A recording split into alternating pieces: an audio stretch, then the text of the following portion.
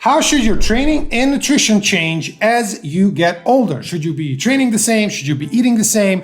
Those are all the things that I get asked all the time because not everybody anymore is in their 20s. I certainly know that I am not. And because of that, I figured in this video, I'm going to give you everything you need to know in order to optimize your weight loss, building muscles, actually building a great, strong, a very healthy and long living, body without sacrificing, too much time or anything else, and basically getting the best possible results both in the gym and out of it. That's what we're going to kind of cover in this video. Before we go there, if you haven't already, please click the subscribe button below, because on this channel, you're going to learn how to build a strong, high-performing, high-energy, awesome-looking, sexy physique, what I call a seven-figure body without starvation, without cardio, and without cutting out carbs.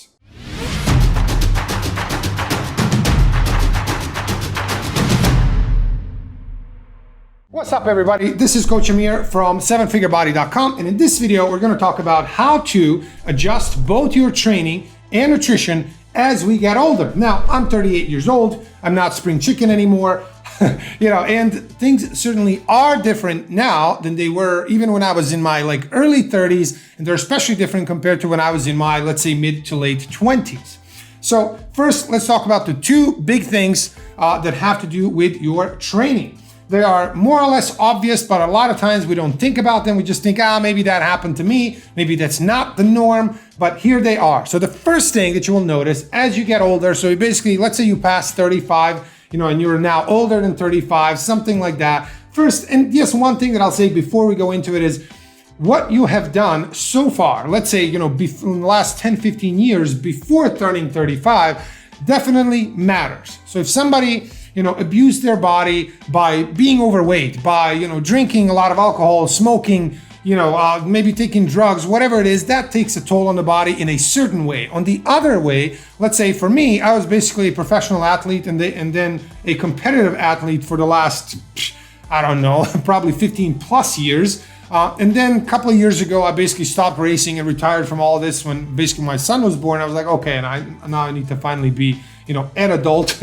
But basically, there are different things that we have done, and they will affect later on when we get older, how we recover, how we look and feel differently. So for me, I know that I put my body a lot through, all kinds of, if you will, physical and mental, challenges by doing, 12-hour mountain bike races, 100-mile races, racing triathlons professionally for, 4+ years. So all of that certainly had an effect. Some of it are really good, some of it are not as good. And one of the other videos, I'm going to talk about why that is actually not good. And for long-term, health, why it is not good, certainly not good to be a professional athlete.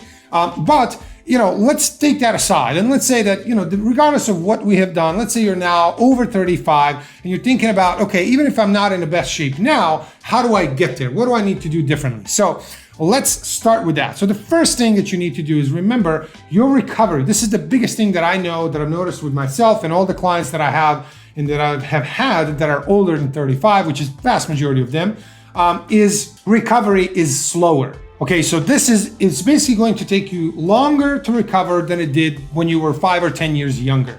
And what does this mean?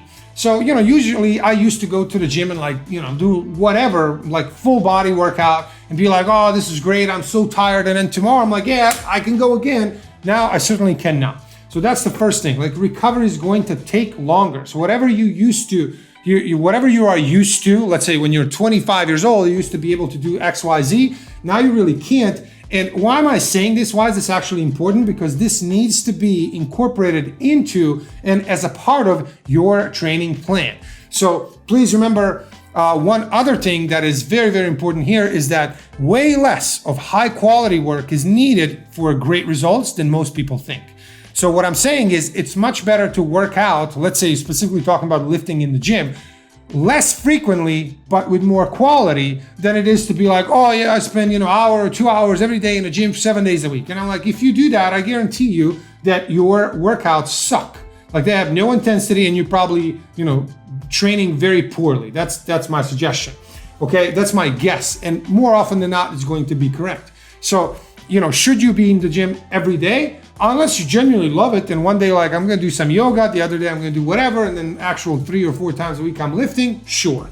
But if somebody says, I'm 40 years old and I'm in the gym every day working out, that sounds like David Goggins BS, something like he would say, which is, I find, completely ridiculous. And yeah, all the steroids in the world that most people, especially these influencers, are on, yes, they help recovery. They certainly do. That's actually one of the main things they do. But us intelligent people are not on steroids. And even then, when somebody's on steroids at 40 years old versus when they were on steroids when they were 25 years old, there is still a difference in recovery. Things take longer. So please take this into consideration when figuring out, especially your training frequency as well as intensity. It's going to take longer to recover from the more intense the workout is, okay?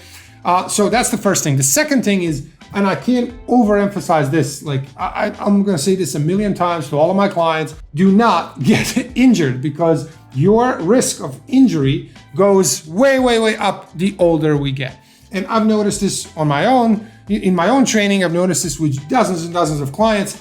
And by the way, here's the rule that I highly suggest you incorporate. And this is the one thing that I tell my clients every time. I first tell them this. Every time you are, lifting, let's say for a couple of weeks, and especially when people are, let's say they had a long break over several months or several years of not working out. Now they join my program. They're like, okay, I'm going to get in the best shape. And they do. And they start working out. And they're like, man, I feel awesome. I have so much energy. It is insane. I feel great. And they'll start to push it. They're like, more sets, more reps, more weight. And it's great.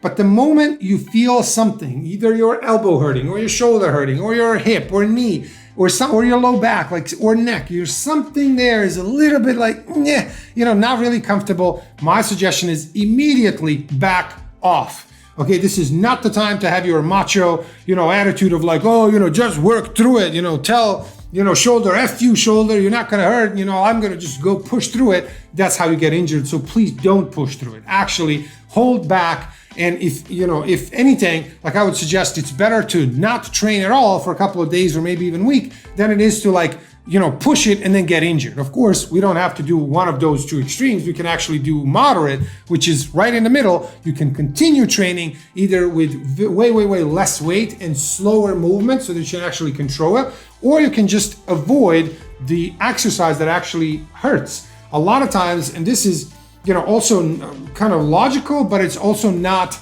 intuitive. When something hurts, you can simply do the exact same, type of movement with a different exercise, and then it doesn't hurt. I can't tell you how many times I've seen this. So somebody says, hey coach, my shoulders hurt from a bench press with a barbell.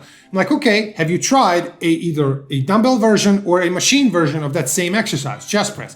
Oh, no, maybe, but whatever. Okay, try a dumbbell version or try a machine version. All of a sudden, you might notice that if barbell hurts your shoulders, like for me, most things hurt these days when I do, barbell. I can't do barbell squats because of my back from, when I was 18 years old and basically almost broke my back. And then later on with my shoulders from the crashes on the bike and everything are kind of a little bit uneven. So I can't really do barbell chest press either. But can I still have a, large, strong chest as long as I live in my 70s? Absolutely. Because you can do push-ups, dumbbells, machines, a million other versions of chest exercises that do not involve a barbell. Okay, so that's the second thing. So the first thing, remember, recovery is going to take longer. Second thing, you're much, much, much more likely to get injured. So please handle it carefully. One thing is, if you do get injured, please remember, much, much, much more likely to re-injure worse the second time. So please take it, you have to just be patient and give it time to heal properly.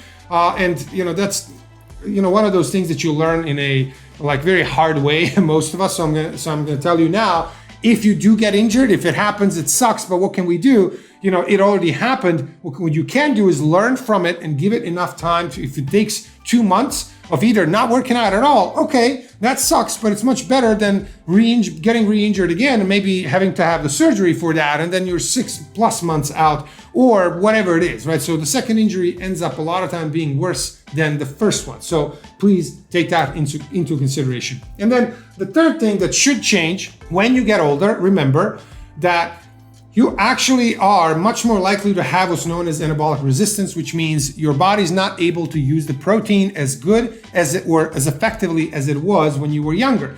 What does that mean in practice? You should be eating a little bit more protein, closer to that 0.8 times your weight in pounds. That's how many grams of protein you should be eating. So if you weigh 200 pounds, 0.8 times 200, 160 grams, right? You should be closer to that number, maybe a little over that number as you get older, simply because your body can't use protein as good or as efficiently as it did back when you were younger. And one last thing that I'll say is, normal things that we can expect is if people lose muscle and lose, basically strength, and their, metabolic rate goes down a little bit, which I'm going to devote another video talking about specifically that topic. But for now, remember, if that does happen, you need to adjust your calories toward your calorie expenditure so that you're not in a surplus, thinking that, hey, when I was 25 years old, I used to burn, 3,500 calories a day. And therefore, because now I still work out and I'm, whatever, I'm going to keep eating 3,500 calories. You're probably going to have to adjust a little bit, right?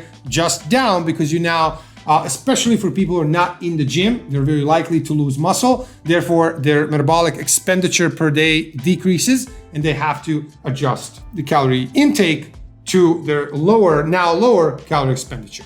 So guys, hope you like this video. Those are the 3 things that you should do. 2 when it comes to training, 1 when it comes to nutrition.